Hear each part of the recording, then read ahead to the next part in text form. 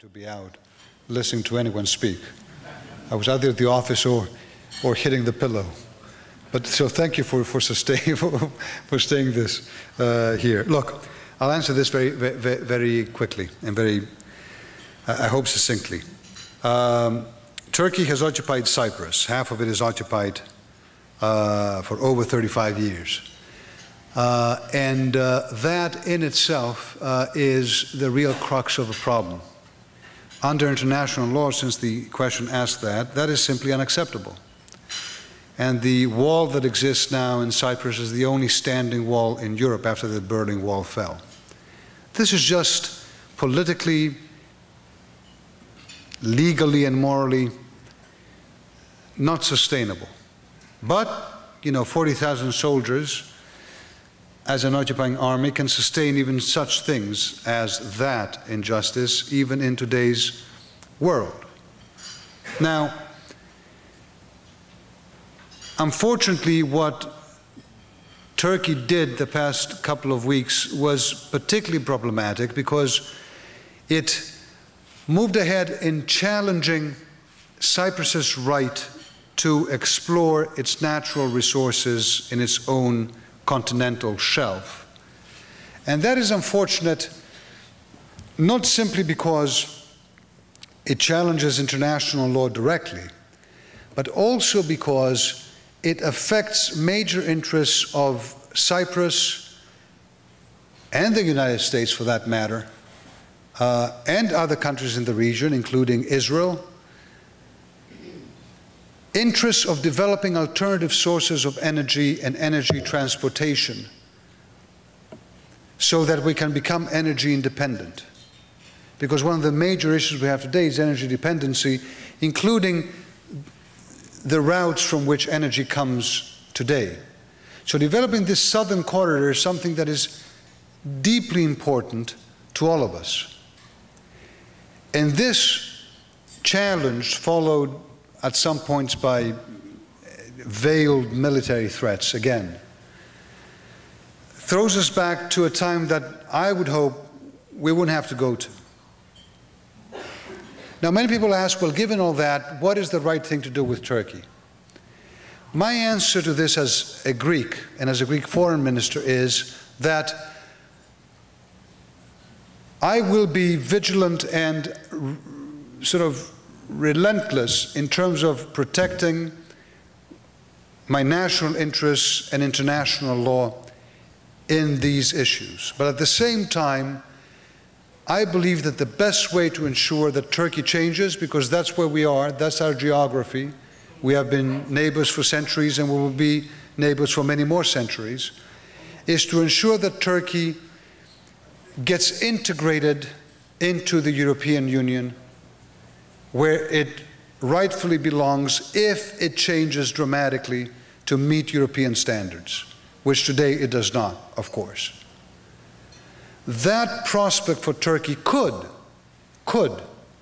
provided that it works as a catalyst for radical change, create a much more prosperous, a much more fair, and a much more peaceful Turkey. However, whether or not that will happen is not really in Greece's hands or in Cyprus's hands.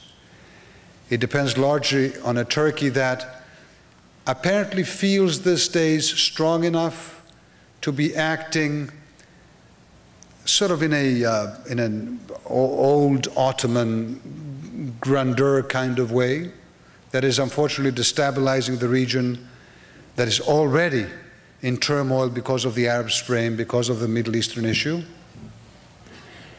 It depends on a Europe that in the midst of a financial crisis may be a little tired of enlargements and of new countries coming in, especially if one talks about a Turkey that is a big country and would need a lot of work and effort to make a change. So the environment for what I just told you, Turkey's European perspective, is not ideal today. But I think that we have an obligation to keep it alive, because in the end of the day, that is in the ultimate interest of the Turkish people themselves. And it would certainly eventually work into the interest of peace and stability in our region, because Europe doesn't work with military threats. Europe doesn't work with ignoring international law. And peace is what we need.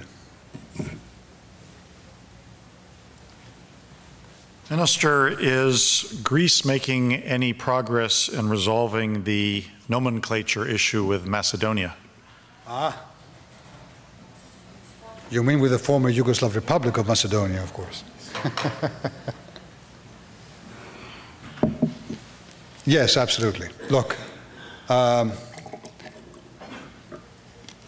Greece, and by this I mean its two major political parties and some others, made a very important decision a few years ago. And the decision was that there would be a move on our part for a reasonable compromise, a compromise that could bring the stability in the region that we, as Greeks and as Greece, have guaranteed in the past 20 years or so after the fall of communism. Not only because we have inspired the region with the democratic values that, suddenly flowed around, and we were the beacon for them there, but also because financially we're the biggest or second or third biggest investors in every one of the countries there, giving tens, hundreds of thousands of jobs to people. And this problem, the major parties in Greece felt had to be resolved in a reasonable way. So we have said that there can be a resolution if the other side accepts a geographic denominator for the word Macedonia, since the geography of Macedonia is large, but not the history of it. Trying to appropriate Greece's history is a deeply disturbing element in this process, not because, frankly, I'm glad if people, put up Alexander the Great statues, great, they like Greece. But when they put them up, combined with the whole rhetoric that implies that part of Greek territory belongs to them, when that irredentism gets into the way, that is no joke when you're dealing with the Balkans, which is our region. For all I know, it's probably not a big joke here either. I mean, I'm wondering if South Carolina decided to rename itself, the Carolinas. I really wonder how much North Carolina would be happy about that. And if it put on its flag, that lighthouse that is very famous in North Carolina, and said, this is my flag and I'm called the Carolinas. So, and this is America. In theory, we don't get angry about those things. Now, go back to my region with Kosovo and Serbia, with Bosnia and Herzegovina in turmoil, with Albania, two political parties not even talking to each other for a number of months after the last elections. A region in which that kind of irredentism or that kind of nationalist feeling has spawned so much conflict and so much blood. It does matter what you call yourself if by so doing you are raising whole generations with a notion that the territory of some other country belongs to you. So as silly as all this whole debate sounds sometimes in the States, it's really not. But a compromise has to be found. So we said, let's find a geographical denominator for that name, for that country, so when you know it and you hear it, you realize it's that and it's not also Greece or also Bulgaria. And let's make sure this name applies to everyone. So the United Nations calls you the same way, and the US in bilateral relations calls you the same way. So we don't have this silly confusion that is simply used to keep those kind of irredentist feelings alive. Unfortunately, the other side has not responded, since that is your question, up to now. I am hoping that it will, because it is in its fundamental interests to have its Euro-Atlantic perspective strengthened. And Greece will be the first country in the forefront of promoting that perspective for the former Yugoslav Republic of Macedonia. We want to. They're our neighbors and we want to be our friends. So if we reach that point, I think it's going to be good for everyone and for the stability in the region. I hope they show the wisdom they should. What I often tell them is, look, Stop rewriting history, write history.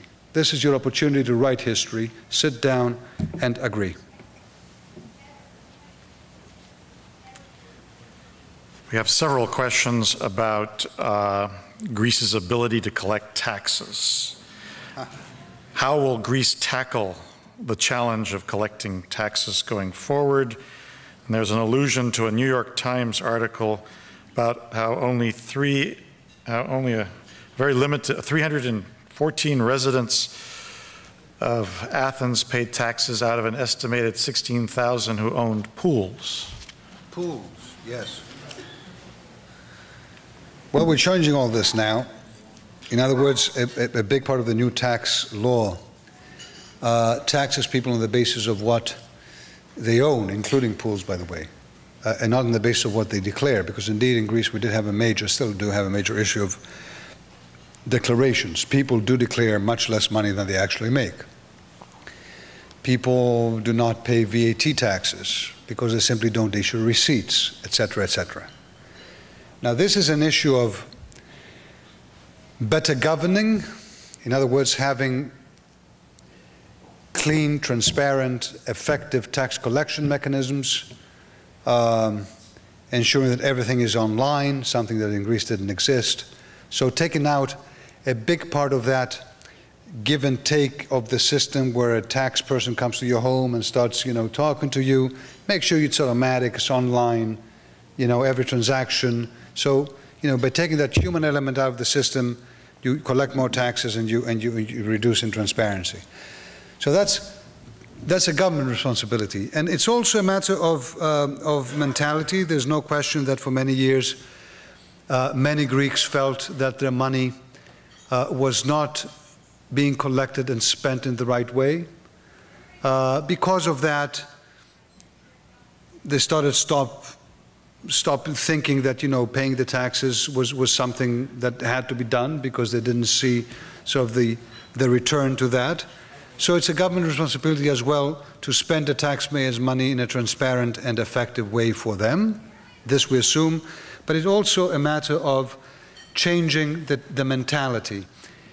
In this particular case, we are in war with ourselves and war with an economy that, unless we manage to reduce debts and deficit dramatically immediately, both we and Europe will be in trouble. Now that means in that national emergency that everyone ought to be doing their little bit. It's not easy, but we're making a tax law that is much fairer, so people don't feel that the rich pay less. We're making a tax system that makes it easier and much more transparent for companies to come and invest, as opposed to having them come pay huge taxes, potentially no taxes if they know someone. All this is changing. Transparent system, fairer system, and I hope, and of course a better tax collection mechanism. I hope that plus a change in mentality will resolve this problem. It is a problem. It is a problem.